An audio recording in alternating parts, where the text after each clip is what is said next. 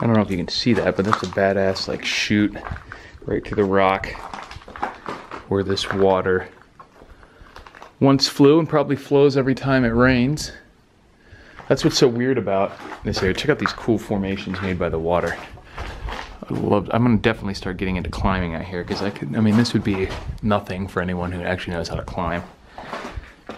You know, there's so many handholds and footholds and stuff like that. I was actually just watching a video the other day of some guy climbing in Red Rock Canyon, which is where I'm at, and he got passed by someone free soloing, just climbing up without using any equipment, which was interesting because the guy was wearing equipment. He was wearing, you know, the cams and rope, and he had a backpack on, but he just decided to free climb whatever that was, just to be crazy, I guess.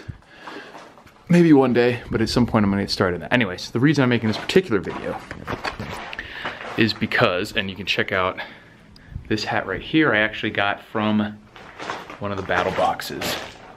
And if you have been watching my videos, you would have seen that. The battle box where I got this, and there was some other rain equipment. And this one, maybe a ½ inch too small, but beyond that, it fits pretty well. So it's, you know, if I can pull down a little tight so it doesn't fall off, but it's super lightweight and supposed to be with that material that gets cool as you wet it. If you pour water on it or something, it's quick evaporation and actually cool you down. But in general, it's just a super lightweight boonie cap, which is popular in militaries for a reason. Covers your head or shade all the way around for your neck, your face, the sides of your head. It's decent rain protection, etc. So I actually found myself using it out here.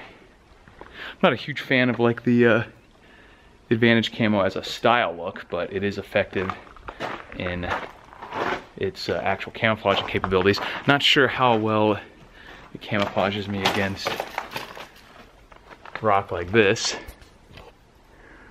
but shades me from the sun. Let's go back this way. So what I wanted to make this video about actually was my shoes, now that I'm already a couple minutes in. Because a while back, a year or two ago, I was about to embark on a trip with a couple friends, one of my really good friends and his roommate, and his roommate's old friend, from Portland, Oregon, all the way down through the Vegas area and back up through Yellowstone, hitting 6 national parks. Drove over 4,000 miles in 2 weeks, doing a lot of hiking and stuff, certainly a lot of driving. So I wanted to get a good pair of hiking shoes, hiking boots, but I've never been a big fan of actual hiking boots because they're just too heavy. They're just heavy, that's it. I mean, if you're going miles, you don't want to lug around 2 pounds of excess stuff on your feet. Yeah, they give good ankle support, but for me, that's never been a huge issue. And I have hiked multiple miles in combat boots.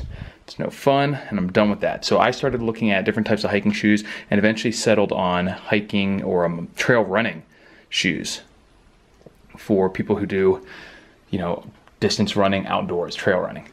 And Merrell is a big brand. That's what these are. Let me see if I can actually take this off.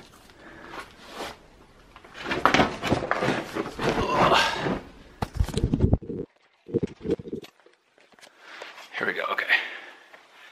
And so this is the Merrell All-Out Terra Trail, I think is what it's called. I'll put the name of it in the title of this video. But the reason I like this, first of all, is because it's lightweight. It's an actual running shoe, is actually what it's made for, trail running. And they're not expensive. Much lighter than a boot of any kind, whether even that's a hiking boot, a military boot, or anything like that. And I love the rubber covering on this, because if you compare this to something like, it's got the Vibram sole. If you compare this to something like a Nike Free Run or something, which I really love, it's just a sneaker for athletic stuff, their sole is more made out of like a foam than an actual hard rubber. So when you get on this like rock, it's too squishy and it doesn't really grip. Where this rubber is closer to like an actual climbing shoe or a tire, and you can actually, you know, push on the rock and do what's called like smearing and stuff, where it comes up on the side of your shoe and it gives you much better traction on this type of rock and things like that than a regular running shoe. But it's not much heavier, but it's a lot tougher, a lot better. Another thing about this shoe, which is sort of a negative, not even a negative, but it's something to keep in consideration, is that this one I believe is waterproof, and if it's not totally waterproof, it's water resistant up to a certain point on the shoe. Yeah, I don't think it's actually waterproof, but it makes it not quite as breathable as some of the other ones might be. So after a long day, your feet tends to trap the sweat a little bit more than some other more breathable ones might, which out here, you know, it is really hot. It is dry too, so your feet dry out pretty quick, but as an all day, if you're gonna wear it for 12 or 14 hours, maybe looking at something that had a little more breathability, but for short hikes, I've loved it. So definitely enjoyed this shoe. And it's got a lot of miles on. I've already been through 6 national parks. Definitely gonna keep these around. Loving them so far and have no plans to switch them in. So if you guys have a decent trail shoe or hiking boot or whatever you prefer, let me know in the comments. I'll have links to this one in the description box below. So I'll talk to you guys later. So that's the canyon I was just in right here. And I filmed the shoe video right under there somewhere. And then my car is parked up there.